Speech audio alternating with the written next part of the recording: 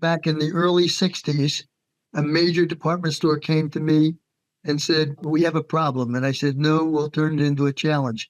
And they said, it takes too slow to make a charge purchase. That's what they called them in those days, back in the 60s. And the burden is on the wrong person. The responsibility is on the wrong person. Because what they did, the credit card companies would give each merchant a big book every month of all the negative account numbers that they didn't want them to sell to. And when the merchant, they would have to look up the account number in this big book, running down in chronological order. It took a long time. And if it wasn't in there, you were good to go. And then they had to process the little sales slip and scrunch that thing again across and process it. So the burden was on him to say, is the credit good? And the speed was just not there. So the first thing I said was, okay, let's speed it up. I was able to do that by putting the information in memory, taking that book and making it a validity checking system by putting everything in memory and then giving him a little keypad to key in. And then right around that time, reel-to-reel tape recorders came out. And they figured, I got a great idea. If I could take a little piece of tape, paste it on the back of that piece of plastic credit card, put the account number on it, and build a little device that mimics the tape reader and make you the motor, slide it in and out. Yeah. That would be take the burden off of him, take the burden off the merchant, because now he would have to just be the motor and transfer the information.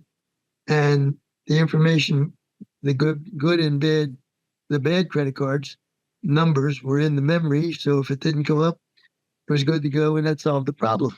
So my philosophy with everything is simplification, enhance what you think you can enhance, and make sure it provides a benefit.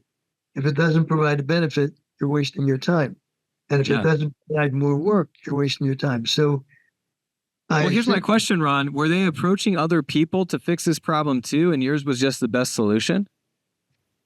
They approached us first because we had put together some interesting things, and I had come up with some interesting solutions on other things, and they said, can you solve this problem? So when they came to me, I got very involved, and it took, it wasn't an overnight process.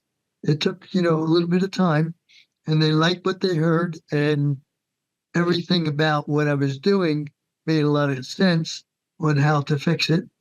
And they said, you got it. And then from there, it just, we applied for the patent in 1966, and it took 3 years and 35 pages of a lot of work, and it was issued and awarded in 1969. And then from there, it just took off in other ways. But basically, the principle is the need was there. We simplified the need. What was the need?